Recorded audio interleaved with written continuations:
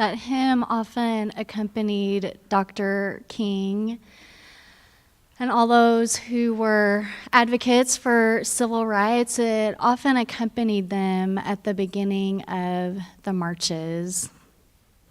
And this week leading into King Day on Monday, our screens and papers are filled with articles and stories reminding us of the power of Dr. King and that movement that has touched so many of our lives. Some of you because you were there in the middle of it, and others of us because we have read about it and sung the songs and kind of wonder what is ours to do today.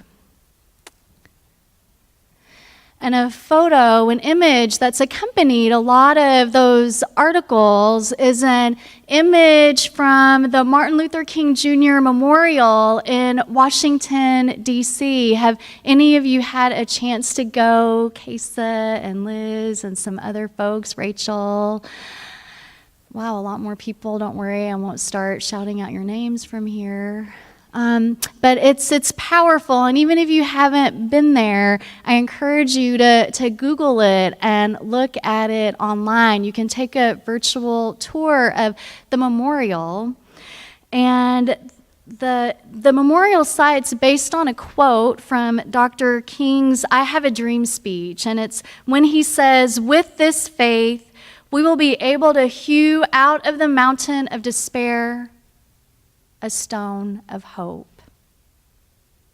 And so the memorial is this huge, mountainous piece of rock. And it has scratches and marks in it to symbolize the struggle. And out of this massive piece of rock on one side, the image of Dr. King emerges from the mountain.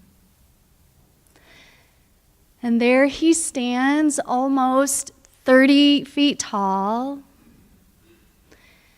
arms crossed, and one of them holding a rolled up scroll from his I Have a Dream speech, and he is looking out over the horizon. And looking at that, I wonder, what is he seeing today? In his life and ministry, it seems like Dr. King had the ability to see at all times two worlds. There was the world he was immersed in, a world that needed change immediately, a world in which the three evils of racism, poverty, and war that broke the human spirit again and again and again. And these three evils serve to divide all of us. But he could also see a world from the top of that mountain, a world that was at peace with itself, and a society that can live with its conscience. He saw a world in which unarmed truth and unconditional love will have the final word in reality. That was his dream. That's what he worked for. It is what he died for. He had to be able to see both worlds and to live in that tension place between the two of them in order to move forward through all the times he felt tired and worn and weak and dejected. And we know that there were times that he felt like he didn't know if he could continue forward. As liberal religious people, a part of our own spiritual practice and engaged religious life is developing our own ability to be in two worlds and to navigate the tension between the two of them. For us to be able to see and name and not turn away from the terror and despair that we know is part of our world, and to be able to see and name the sweet and oh so tender places in our world, those places that nurture an active hope in our hearts, the places that remind us of our humanity, of our compassion, and of our connection. I often say that my own spiritual practice is just paying close and careful attention to what is around me, trying to see the wholeness and holiness in all. But I know how easy it is to get swept up in the swirling eddies of our lives, to get drawn down into my mom's health issues, to get drawn down into whatever it is that is swirling around in my personal life, to get drawn down into maybe the biggest one of all, which is the continual harms and hurts being let out of the White House every single day, threatens to swallow us all up. And I can get so drawn down into the swirls that I can forget to look up.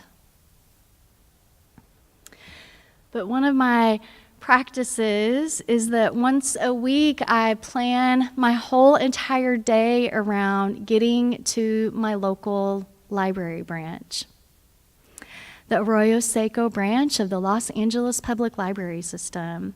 I usually have a few books on hold, mysteries, and a few books to drop off, mysteries. And it's close enough to our house that I usually am able to take the 10-minute walk to get there. I like seeing what's going on in the neighborhood. I like to try to peek into people's windows in a very affirming, non-threatening, neighborly kind of way. Who's still got their holiday lights up, neighbors?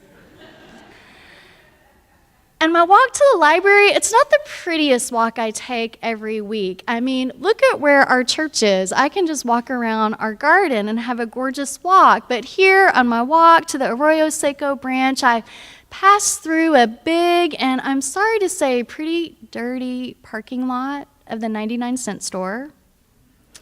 And I squeeze by these city trash cans on Figueroa Street that are always overflowing with plastic bottles and old fast food bags and containers.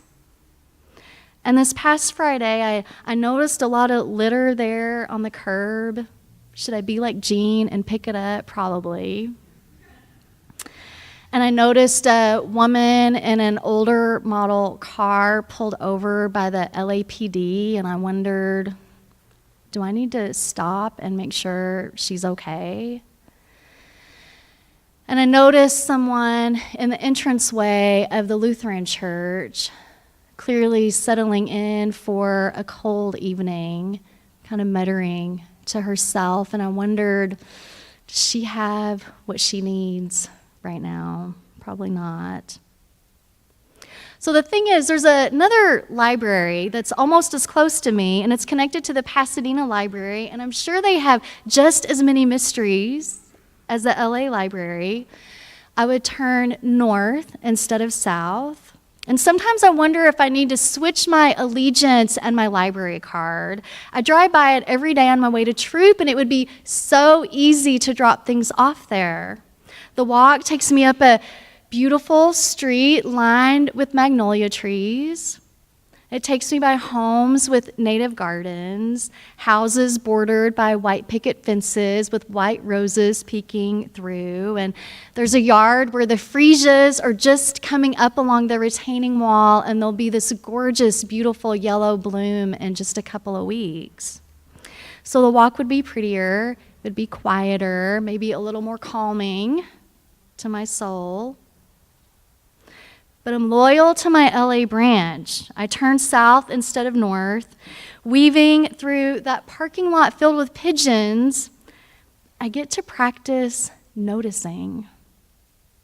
Get to practice noticing the shape of the world and this part of Highland Park, which is not the yoga studio, craft, coffee, vegan donuts at the corner Highland Park, but this is the Highland Park where the street vendors have never heard of vegan cheese. I'm sure they would find it offensive even. The corner burger joint forgets to water the flowers in their window boxes, and they are always this tangled mess of just like dry, dead plants. And most of the people waiting for the light to change to cross the street look as tired and as worn as the sidewalk that's crumbling underneath our feet. And it isn't hard to find in those few blocks so much of our world that desperately needs fixing, that needs some healing power to be part of it. There's homelessness. There are people who are clearly out of work or who are barely surviving on what they do make. There's evidence of the rents continuing to rise and families being displaced. But I like this walk because it puts me in touch with parts of our world that I might be able to ignore otherwise. If I stayed in the safe boundaries of my house, or if I stayed in the beautiful campus of Troop. Walking out of that parking lot, the 99-cent store, if I remember to look up, in addition to what I see there, I can also see the San Gabriel Mountains, some of them snow-capped, and on Friday, a beautiful purplish haze around them. And then there in front of the discount furniture store is actually a growing collection of succulents in mismatched pots, and it seems like every week they add one or two more. And then there in the crosswalk, I meet a gaggle of middle school girls, and they sound really like that flock of parrots that comes and visits our house in the summer and land in the jacaranda tree and have so much to say and share and laugh about, just as these girls do, laughing, talking all at once and smiling, clearly excited about wherever it is they are headed in that moment. This one little 10-minute walk shows me what is broken and what is beautiful in the world. And it can become all too easy to focus our attention on either the broken or the beautiful places, and we miss out. Unitarian Universalism asks that each one of us pay attention to both of these places in our lives and in the world around us. And it asked us to live into the tension between the two. And that we can never, ever forget about the beauty in the world. And that it's possible to find stones of hope in the midst of the rubble.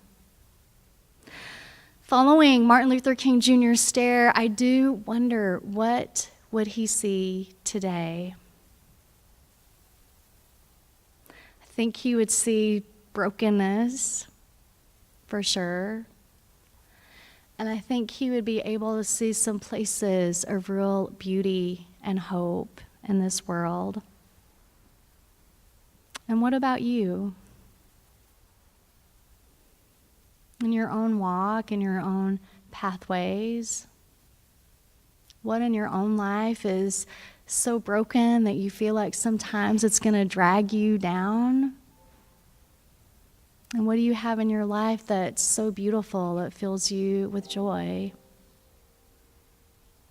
What practices do you have that help you develop this sense of inner wisdom and peace, your ability to move on? This week, wherever you are in your life and you look down and you see a stone of hope, may it remind you that no matter how empty your heart might feel in that moment, that there is more left for you out there somewhere. And as you continue on and find another stone there of hope, may it remind you that no matter how much in turmoil your heart and soul feel in that moment, there will be more peace for you somewhere. And as you see yet another stone on your journey, may it remind you that no matter how bereft you might feel, how alone, how unsure, that there is more joy somewhere in the world, more connection, that you have a group of people that you belong to right here at 300 South Los Robles Avenue. There is more love for us all. Rise and let us sing together. There's more love somewhere, 95.